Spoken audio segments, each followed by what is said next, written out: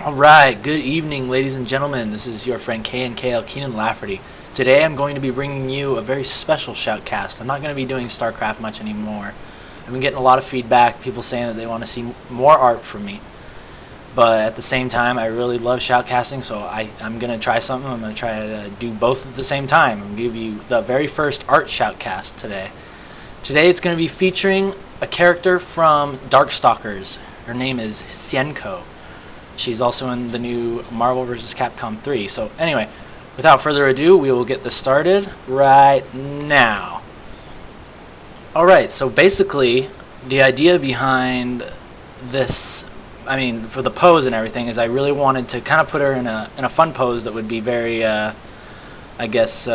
horizontally planned. I wanted to make like a very wide shot, because I don't know, I just think it makes things look more artistic if you have like a wide canvas. If you're drawing something and you think it looks okay, you can make something look better if you just widen the canvas. So that's kind of what I'm exploring right now. So as you can see, you're just kind of throwing down the sketch. I have a reference picture that I will show right here this time, and you can see that it's just the model, and I basically just liked the pose that she was in, so I just kind of use that as a reference. I always try to use at least some reference, not too much. I don't want to like just copy a picture, but when it comes down to just poses and filling space, it really comes in handy. So I really wanted to capitalize on her claws because that's one of my favorite parts about Hsien-ko. So I really wanted to have him really out there and just kind of or with the fingers up, and she's just kind of looking at him or whatever. I just kind of wanted it to be like a cool, kind of, I guess, a dramatic pose, but at the same time look like it's very relaxed. I also had a reference for the face that I use, as you see there. It's not it wasn't perfectly there and I just copied it, but if you have a picture of someone or anything that you want your character to look like, I've found that it really helps me a lot to just have that, and it just ends up making the face look more believable at the end.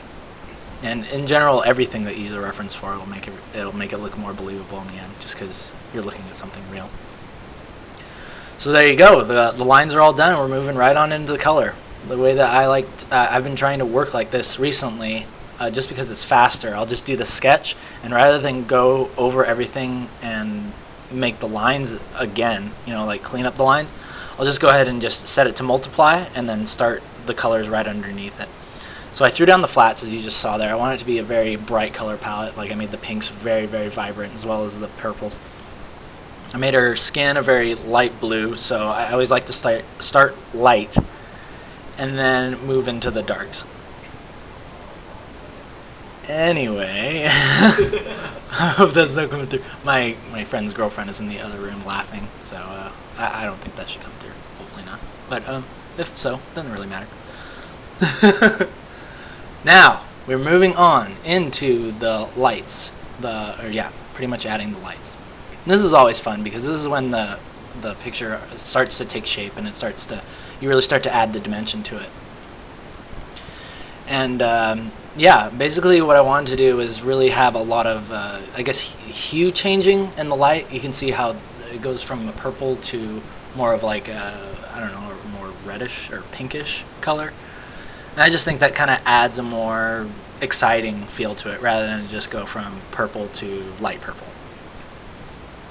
Like a perfect, with no hue change. Moving on to the face. Now this is always the funnest part. I always try to do this part first now that we're moving into the painting stage of it. Just because it's the hardest part, I guess. It takes the most time.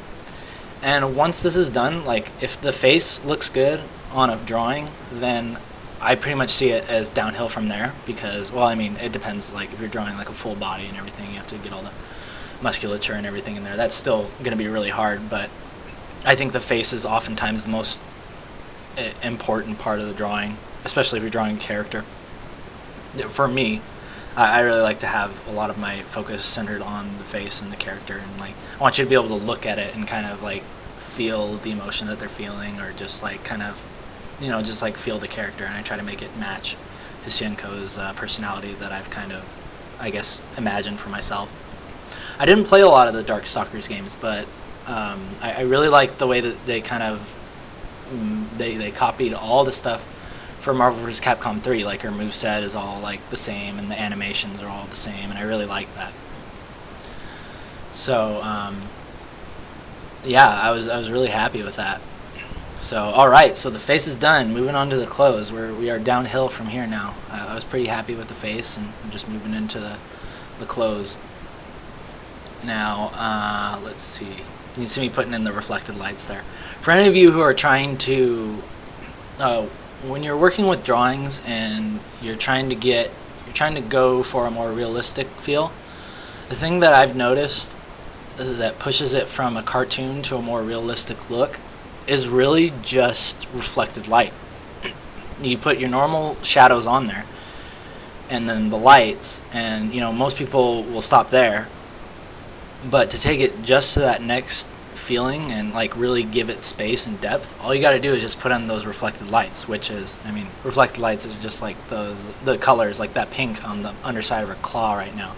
It's probably a little strong, like it would be coming from her shoe from there, and it's probably a little stronger than it would be in real life, but you can kind of make some compromises with your work and just kind of do it for fun, because it's really, art is your expression. You can kind of bend the rules or change, the way that light works. But the fact of the matter is that whether it's on the underside of her claw there, or like on the underside of her pants there, how it's more of a pink light, that's what creates that feeling of depth and kind of a more realism, is that pink light that's reflecting from her dress up onto her pants, as well as all the other lights, like underneath her chin there too. You can see the pink there, and underneath her nose, and those are all quite exaggerated too, but I really like to just do that because it's just really fun to work with colors like that.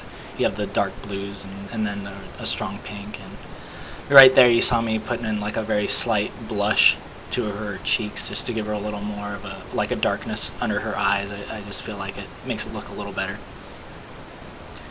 So anyway, now we are just pretty much just finishing up. Oh yeah, the other thing that I like to do with my drawings is take out a lot of the lines. I'll paint over them. I'll cut the strong lines from the outside, so they're almost to the point where they're just really thin, and if I can get away in some areas with not having them at all, I will. And that's just something I've been playing around with mostly. Excuse me. So, anyway, now let's see. So other than that, once you get to this point, it's all just painting, cleaning up, making sure there's not really any super strong stroke lines that you can see. Throwing in the background. Initially when I did this, I wanted to have a very simple background, and yeah, that's just what I did. Right there, you saw me, I grabbed her waist and kind of squished her in a little bit, made her a little shorter, because I felt like her waist was a little big. Adding some seam lines onto her clothing, just little extra details at the end are always really good. I find that right when I think a picture is finished, I spend about like 15 or 20 more minutes on it, and it'll really, because it's really those finishing touches that really make the picture for me. You can take it to a certain point where it's good, but then those last little touches really make it good. Like putting on the bloom, like you saw me there, it just kind of adds a more photo quality to it. Putting in my signature, KNKL, yeah, just kind of making it look a little more, I guess, Asian writing. And that's it. And there's the final little walkthroughs. You can see all the detail that went into it. And that's it. There's your wide shot. So, yeah, that's my first ever art shoutcast. I hope you guys enjoyed that. If you like it, thumbs up. If not, thumbs down it. It's good. Let me know what you think. And yeah, we can continue doing more of these. Thanks. This has been Keenan Lafferty, KNKL. I'll see you guys next time.